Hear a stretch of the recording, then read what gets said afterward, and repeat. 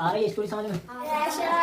यहाँ तक मैंने क्या क्या बताया है। इंसान को पढ़ने के लिए, सीखने के लिए 3-4 लेवलों से गुजरना पड़ता है। सबसे पहले उन्हें छोटा बड़वा से ज्ञानी तक अच्छे से आना चाहिए। कौन से लिखाएं भी और पढ़ाएं भी। गिनती आनी चाहिए 1 से 100 तक लिखाएं और पढ़ाएं। बिना देखे लिख भी सके और पढ़ भी सके। और ABCD भी आनी चाहिए। क्या बिना देखे लिखाएं और पढ़ना भी आना चाहिए। इसके बाद कहा तो जहाँ बालपूती आता है, जहाँ में कहा था पढ़े, जहाँ में कहा था मीनिंग। इन्हें पढ़ने के बाद कहा होता फिर क्वेश्चन आंसर, जहाँ में कहा जाता है सवाल, जहाँ में कहा जाता है क्वेश्चन आंसर। इंग्लिश पढ़ो। इन्हें पढ़ने के बाद क्या होता है, लास्ट लेवल आती है आपकी कक्षा की। जो भी कक्षा में मालूम है 8वीं में 10वीं में क्वेश्चन आंसर अलग है। इसके बाद जहाँ तक पहुंच गए फिर तुम्हें जो करना है वो कर सकते हो। तुम कोई सी भी क्लास में हो, कोई से भी सवाल हो, कोई से भी क्वेश्चन आंसर होते सब कंप्लीट कर सकते हैं। अब इसके बाद मैंने एक स्टोरी सुनाई थी कि जैसे ही दो इंसान थे ना, कैसे ऐसे है ना, ऐसे 2 इंसान। अब ये क्या कर रहे थे, बरसात के टाइम में तो पानी नदियों से इकट्ठा कर लेते थे पीने के लिए। लेकिन जैसी बरसात का टाइम, गर्मी आई तो पानी की जरूरत नहीं रहती थी। पिछले टाइम में नदियों में सूख जाता है। अब ना जमीन से पानी निकालना था तो ये क्या करने लगे, गड्ढे खोद रहे। एक अलग गांव में खोद रहा है, एक अलग गांव में खोद रहा है। एक दूसरे को पता भी नहीं था, नहीं पता। अब सामने वाले ने जैसे गड्ढा खोदना शुरू किया, अलग अलग गांव, वहां से लोग गुजरते थे, राहगीर व्यक्ति कोई ना कोई वहां से गुजर रहा था। अब वो जहाँ से पूछ रहा है क्या कर रहा है भाई, पूछते थे तो ये क्या बोलता था, गड्ढा खोद रहा हूँ पानी के लाने। ये भी बोलता था गड्ढा खोद रहा हूँ पानी के लाने। तो इससे लोग क्या कहते थे, यहाँ पानी नहीं निकलेगा। क्या बोलते थे, हाँ यहाँ पानी नहीं निकलेगा। समझ में आई? यहाँ क्या बोला, एक इंसान बोला यहाँ पर पानी नहीं है, ये दूसरी जगह खोद। इसने कितना गड्ढा कर लिया, मान लो इतना 5 फुट गड्ढा गहरा कर लिया। अब इससे बोला दूसरी जगह खोद, तुझे उसकी बातों में आ गया तुरंत ही। बोला सही कह रहा है, यहाँ पर पानी नहीं है। इसने दूसरी जगह फिर खोदना शुरू कर दिया। कहाँ का इंसान है या कहीं का भी गाँव का, अपन गाँव का नहीं बता रहे, मतलब ये दूसरे गाँव का था ये, और ये सेम अपने गाँव का शायद। अब ये भी खोद रहा है, वो भी उसने दूसरे की बात मान ली, दूसरा गड्ढा खोद दिया। यहाँ 5 फुट खोदा, फिर यहाँ से भी 5 फुट, फिर यहाँ पर फिर खोद रहा था। फिर दूसरा व्यक्ति मिला उसके देखने, क्या कर रहा है भाई, बोला पानी खिलाने। तो फिर उसको बोल गया यहाँ पर नहीं खुलेगा, थोड़ा आगे और खोद, वहां पर है पानी तो यहाँ नहीं है पानी। फिर इसने यहाँ से आगे बढ़ के यहाँ खोदना शुरू कर दिया। फिर 5 फुट फिर खोदा गड्ढा, फिर गड्ढा यहाँ फिर खोदा, फिर मिला व्यक्ति। ऐसे कर करके इसको कम से कम कितने दिन हो गए, कम से कम 4-5 साल हो गए, पानी नहीं मिला पर इसको, क्योंकि 5 फुट गड्ढा गहरा करता।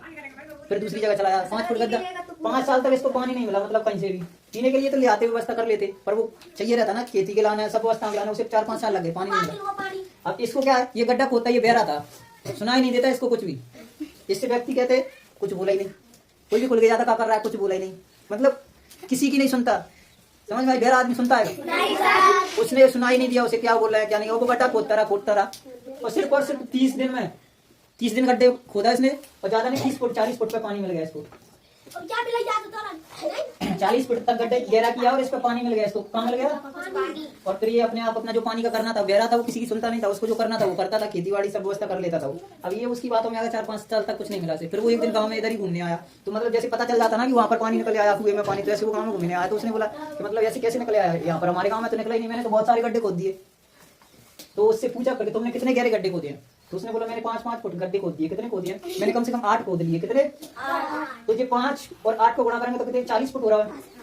तो ये 40 फुट जाने भी खोद हुआ है, मतलब अलग अलग जगह, और जाने एक ही जगह 40 फुट खोद हुआ, तो जहाँ पानी मिला। तो बाद में इंसान ने दूसरे ने समझाया कि कोई भी काम कर रहे हो, अगर एक जगह करोगे ना, एक जगह मेहनत करोगे ना, तो तुम्हें सफलता जरूर मिलेगी। अगर तुम एक जगह पढ़ाई करोगे, एक ही काम में लगे रहोगे, तो तुम्हें ज्यादा से ज्यादा सफलता मिलेगी, उस काम में सफल भी हो जाओगे। लेकिन अगर तुम लोगों की बातों में आओगे या अपने दिमाग से भटकोगे कि नहीं यहाँ नहीं पढ़ाई सही से हो रही, दूसरी जगह पढ़ूंगा, जहाँ से पढ़ाई नहीं कर रहा, ये वाली किताब सही नहीं है, दूसरी किताब लूंगा, ये वाली सीरीज लूंगा, दूसरी सीरीज लूंगा, ये स्कूल खराब है, ये मास्टर खराब है, ऐसे अगर तुम्हारे दिमाग से भटकते रहोगे ना तुम, तो तुम्हें सफलता नहीं मिलेगी। ना तुम सीख पाओगे, ना तुम क्वेश्चन आंसर में भी ध्यान दे पाओगे, ना सबसे अच्छी जो भी क्वेश्चन रहेंगे वो भी नहीं कर पाओगे जो करना चाहे।